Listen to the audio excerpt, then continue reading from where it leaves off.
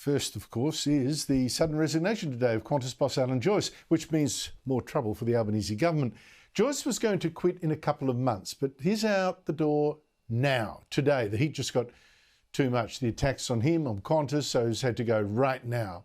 And he left saying, well, in the last few weeks, the focus on Qantas and events of the past make it clear to me that the company needs to move ahead with its renewal as a priority. The best thing I can do under those circumstances is to bring forward my retirement. And a lot of people are saying today, well, good riddance. Look at the damage this man has done, this greedy man who trousered $25 million just last year alone. And from the start, they've said that it's been like this. I remember how he grounded the whole Qantas fleet back in 2011 when unions tried to stop his plans to cut costs, and he wouldn't back down even then. That was the last resort, and it will always be the last resort. Grounding an airline like Qantas is a huge decision. And remember how Joyce got $2.7 billion from taxpayers during the COVID lockdown, with his fleet parked in desert fields, and then wouldn't pay it back. And remember how, when the lockdowns ended, service on Qantas was terrible. The baggage handlers, what a shocker. In fact, just today, a Vietnam War veteran was kicked out of his business class seat to make way for a young Qantas pilot just wanting a ride. I don't think anything's going to change until there's ramifications for Qantas, or costs for Qantas when they upset their customers. Remember also how Alan Joyce was going to let hundreds of millions of dollars of flight credits owed to Qantas customers expire this year, essentially be stealing them, until the ACCC consumer watchdog said it was going to sue Qantas for selling tickets to flights it had already cancelled, forcing Joyce last week to suddenly play nice, change his mind. So no wonder the mob wants his head on a stick. And yet, you know, Joyce's workplace reforms did rescue Qantas financially, made it more efficient. He did save Qantas from going broke during the lockdowns, even posted a record $2.6 billion profit this year. Who would have tipped that? And for Qantas shareholders at least, Alan Joyce has clearly delivered. But there's also no doubt that Qantas now is not loved like it once was, not by me for one. It isn't that symbol of national pride and of national unity that it was in the 1990s, for instance, before Joyce took over, when this was how Qantas sold itself.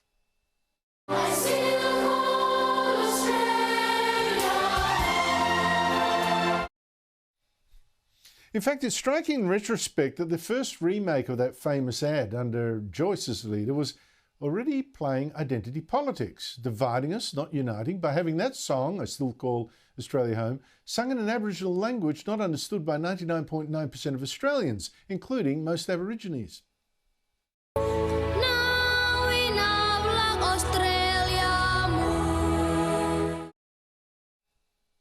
And under Alan Joyce, Qantas threw itself into causes, particularly identity politics, like it had never done before, into the same-sex marriage debate, into promoting the Sydney Gay and Lesbian Mardi Gras, and just last month, into pushing the Prime Minister's voice to Parliament, a plan for the racial division of Australians in our Constitution. Now, there is a rule that when you play politics, you immediately alienate everyone on the other side. So for a business, it's smart and usually safer to stick to that business, not upset the customers. But Joyce didn't do that. Qantas became his soapbox. And sure, at first, you know, leftists who'd hated him for his union busting, then loved him for his gay marriage politicking. But now with the Voice, you know, it's all just seemed too much and worse for him, too unpopular. Qantas no longer represents all Australians. It's not a symbol of unity. Under Joyce, it's instead become an emblem of division.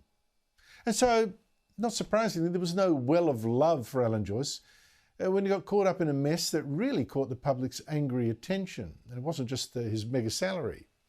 It's when the Albanese government decided to ban Qatar Airways from putting on 21 extra flights to our biggest cities. Now, that's something that would have slashed international ticket prices, good for you and me. Government ministers, though, have let slip suggestions that they impose that ban on those flights to help Qantas, even though it hurt Virgin, hurt our tourism industry, hurt Australian travellers.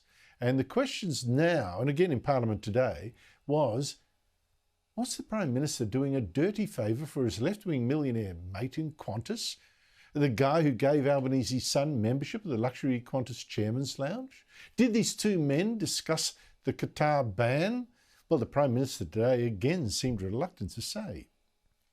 Did the Prime Minister have a conversation of any nature with Mr Alan Joyce prior to the government's decision concerning Qatar Airways? I can confirm that I've met Alan Joyce, which is basically what the question was. That was what the question was. It wasn't about anything at all. I can confirm I've met Alan Joyce. Did the Prime Minister have any conversations with the outgoing Qantas CEO or any other senior executive of Qantas regarding the Qatar application before the decision was made? If so, on what date or dates? Give the call to the Prime Minister. No. That's the political stink that Joyce has left behind. Does he deserve the taint of it? Is he a man who did his best by Qantas in dollars and cents but simply cost it the love of a public that's now insisted he go?